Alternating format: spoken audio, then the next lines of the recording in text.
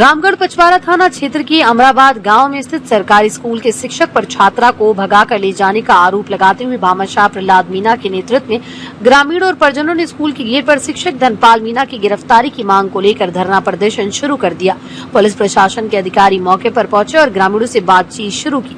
छात्रा की मां मगनी देवी का आरोप है कि आरोपी शिक्षक की करतूत जब उन्हें पता लगी तो शिक्षक से काफी समझाइश की, लेकिन उस शिक्षक ने उल्टा उन्हें ही धमकाना शुरू कर दिया। 6 मई को छात्रा अपनी छोटी बहन के साथ लालसोट किसी काम से गई थी। इस दौरान आरोपी शिक्षक उनकी लड़की को भगा ले गया और छोटी लड़की के साथ मारपीट कर छोड़ गया। स्कूल के एसएमसी अध्यक्ष हेमराज मीणा का कहना है कि जब उन्हें शिक्षक की करतूत का पता लगा तो उन्होंने भी शिक्षक से समझाइश की, लेकिन शिक्षक ने उन्हें ही मुकदमे में फंसाने की धमकी दी। इसके बाद स्कूल के प्राचार्य को भी इस मामले से अवगत कराया गया। छात्रा 12वीं कक्षा तक अमराबाद की सरकारी स्कूल में पढ़ी और उसके बाद वह एमए कर चुकी है। आरोपी शिक्षक धनपाल मीणा 40 वर्ष का बताया जा रहा है और उसकी पत्नी भी शिक्षक है। छात्रा 22 वर्ष की बताई जा रही। परिजनों ने 9 में से लालसोट के झापदा थाने में प्रकरण दर्ज करवाया, लेकिन उस पर अभी तक कोई कार्रवाई नहीं हुई, जिसके चलते अब ग्रामीण और परिजन आरोपी शिक्षक की गिरफ्तारी की मांग कर रहे हैं। लालसोट एडिशनल एसपी की समझाइश के बाद धरनार्थियों ने धरना समाप्त किया। 2014 में वो लड़की यहीं शिक्षा ले रही थी इसी स्कूल में। 2014 से वो टीचर आज तक 2014-15 से उसके रिलेशन है। थानेदार साहब कहेंगे, एडिशनल एसपी साहब आएंगे, कहेंगे कि आपके पास क्या एविडेंस है।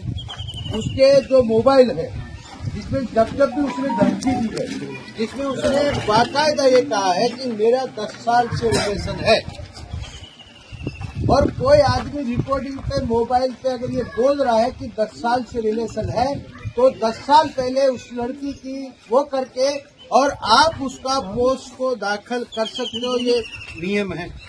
दूसरी बात कि आप ये कहेंगे कि भाई हमने तो एफआईआर लॉन्च करी हुई है, एक्सीडेंट की एफआईआर थी, वो एफआईआर इनके माँ बाप ने कराई थी, मगर एक्सीडेंट हर माँ बाप, कोई ऐसा आदमी ऐसा नहीं होगा जो अपने बच्चों की आबरू बिगड़ ले, ऐसा कभी नहीं चाहेगा। यही एक वजह है कि 10 साल तक वो आदमी सहन करता रहा और वो अत्याचार करता रहा। इसकी वजह सिर्फ यही है कि हर माँ बाप यही डरता रहता है कि मेरी आबरू नहीं बिगड़े, मेरी इज्जत नहीं बिगड़े, मेरा ये नहीं होए, मेरा वो नहीं होए, कैसे भी, क्योंकि अगले के 5 बच्ची है, एक बच्ची के साथ तो 4 बच्चियों की लाइफ और खराब हो जाएगी साहब। तो वो आदमी यही चाह रहा था कि कुछ ऐसा ना होए। आपके थाने में 2 तारीख को एफआईआर लॉन्च कराए, वो आज तक अरेस्ट नहीं हुआ है। आज तक शिक्षा विभाग की तरफ से एसडीएम साहब बैठे, सरकारी तंत्र की तरफ से उस पर कोई एक्शन नहीं हुआ है, और वो बंदा अपने काम कर रहा है, पुलिस का काम कर रही है। वो माँ बाप खाना पीना छोड़ रखे हैं, वो बेहोश हुए हैं, और वो आज इस बात से आगे कि कल उनने गांव वालों से ये बोल दिया कि भाई मैं आत्महत्या कर लेती हूँ। इस कंडीशन में मैं धरना करना या ऐसा मैं कुछ जानता नहीं, और मैंने कभी जिंदगी में धरना देने को मैं उचित भी नहीं मानता हूँ। मैं चाहता हूँ कि जो हमारे अधिकार है उस अधिकारों की रक्षा करने के लिए हमें प्रशासन से बात करनी चाहिए। प्रशासन हमारे अधिकारों की रक्षा करता है, ये मेरी पॉजिटिव थिंकिंग है। मैं कभी भी ऐसा नहीं चाहता हूँ और मैं कानून के विपरीत भी नहीं जाता हूँ। जब आज एडिशनल एसपी साहब ये कह रहे हैं कि उसके तो तुम साक्ष्य दो पोस्को के और बलात्कार के, जबकि बलात्कार के पोस्को के कोई साक्षात नहीं होते, जो माँ बाप बोलते हैं वही एफआईआर होती है। ये मैं नहीं कह रहा हूँ, ये हिंदुस्तान का कानून कह रहा है। और उसी पे अगर आपको साक्षात किए तो आपके पास वो कौन से एविडेंस थे जिससे मतलब आपने किडनैपिंग का केस लिखा, उसमें भी वो बोला था, वही लिखा था आपने, तो आज भी आप उसी प्रकार से एफआईआर करो। और फिर ये बात रही कि भाई उसके एविडेंसों के लिए क्या करेंगे क्या नहीं करेंगे। जब पुलिस प्रशासन में इतनी ताकत होती है कि बड़े बड़े केस सुलझा देते हैं, चोरियां ढूंढ लेते हैं, मर्डर सुलझा लेते हैं, तो आप भी उनकी इस प्रकार से, क्योंकि ये मामला अगर वैसे होता, आप इसको बोलेंगे कि कानून ऐसा, लड़की ऐसा आके बोल देगी, लड़की ऐसा आके बोल देगी, ये सब बातें होने वाली है और कानून भी ऐसा ही है। पर जब अगर आप अपनी आत्मिक इच्छा ऐसा बना लेंगे कि ये मैटर अदर मैटर से अलग है, ये मैटर शिक्षा से लगा हुआ है। आज गरीब कमजोर आदमी, खेत में काम करने वाला आदमी स्कूल को मंदिर समझता है और मंदिर में आने वाले टीचरों को भगवान समझता है। अगर हम हमारे बच्चों को इस भगवान के पास भेजेंगे और ये भगवान हमारे बच्चों को आदमी बना के भेजेगा, ऐसी अपेक्षा लेकर के हम भेजते हैं, जिसमें फिर आप कानून का अड़ाएंगे। मैं कोई सिविलियन की बात नहीं कर रहा हूँ, मैं कोई आम आदमी की बात नहीं कर रहा हूँ, जिसको, और मैंने पहले भी मेरी स्पीचों में कई बार ये कहा हुआ है कि इस देश का अंदर अगर एक डॉक्टर बिगड़ जाता है, वो 5 ब्रिज खराब कर सकता है। अगर 5 पुल गलत बना दिए तो 5 पुल पे 100 आदमी मर सकते हैं। एक डॉक्टर खराब हो सकता है, 50 ऑपरेशन खराब कर देगा, 50 आदमी मर जाएगा। एक शिक्षित इस देश का अगर खराब हो जाएगा, वो शिक्षित इस देश को नष्ट कर देगा, इस समाज को नष्ट कर देगा, जो परंपराएं चल रही है उसको और यहाँ के संस्कारों को खराब कर देगा। इसलिए आपसे एडिशनल एसपी साहब, हमारा भरोसा है आप पे। आपका बहुत अच्छा प्रशासनिक कार्य रहा है इस लाल चौक में, अभी भी रहा है। आप पहले यहाँ के सीओ भी रहे हो, यहाँ की परंपराओं को, यहाँ के लोगों को, यहाँ की सबको आप भावनाओं से जुड़े हुए हो।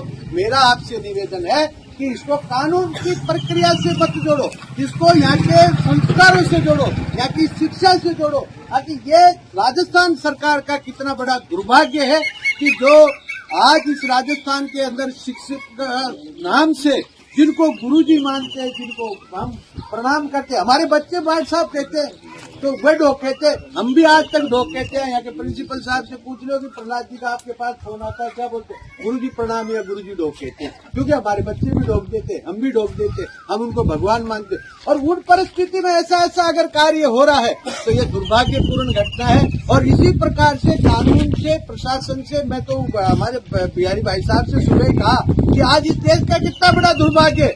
जिस नेता को चुनाव लड़ाते हैं वो इसलिए लड़ाते हैं कि हमारे गरीबों को, कमजोरों को न्याय दिलाएगा, राजस्थान की विधानसभा में जाके बैठेगा और हमारी बात रखेगा और हमारे कमजोरी, गरीबी, हमारी जो तकलीफें हुई पीड़ा को दूर करेगा। नेता टीचर है जो लड़की को लेके भगा है, उसकी धाराओं में ऐड करने की और नई धाराएं पोस्को के तहत और बलात्कार के तहत धाराएं ऐड करी जाए और उसके जितने एविडेंस है, उनके माँ बापों को उसने डराया था, धमकाया था, वो मोबाइल यहाँ से वो किया जाए और मोबाइल लेकर के उसमें जो भी एविडेंस मिलते हैं वो एविडेंस एसपी साहब को दिए, एडिशनल एसपी साहब को, वो उसको वो करेंगे।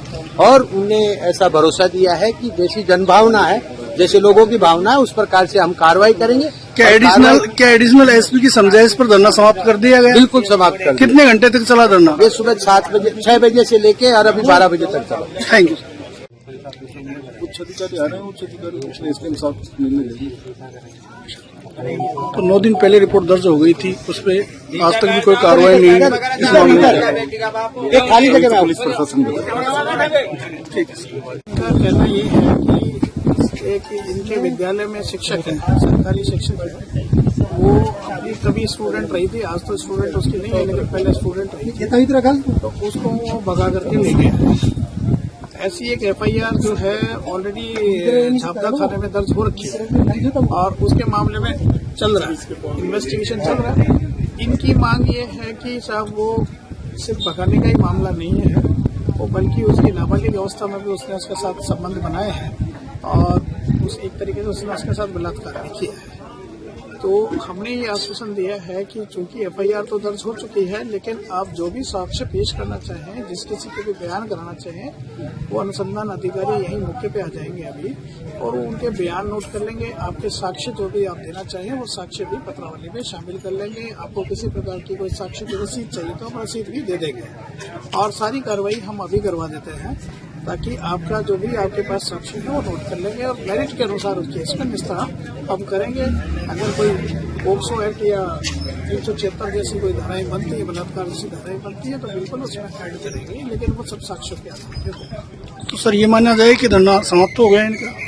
हाँ, मेरी तरफ से तो उन्होंने संतुष्ट हैं, पुलिस की कार्रवाई से तो संतुष्ट हैं। इसके अलावा वो एजुकेशन डिपार्टमेंट से जो अध्यापक के खिलाफ कार्रवाई चाहते हैं, उस संबंध में एजुकेशन के अधिकारी भी यहाँ मौजूद है, तो वो उचित आश्वासन वो दे रहे हैं। एजुकेशन अधिकारी ने क्या आश्वासन दिया? वो उनसे पूछे। सर, टीचर और लड़की की बरामदगी के भी कोई प्रयास हुए या बरामदगी के प्रयास लगातार चल रहे हैं और उनके जो है अभी फोन तो बंद है, लेकिन दूसरे तरीकों से ह्यूमन इंटेलिजेंस से ये पता किया जा रहा है और शीघ्र ही उनको बरामद करेंगे। ठीक।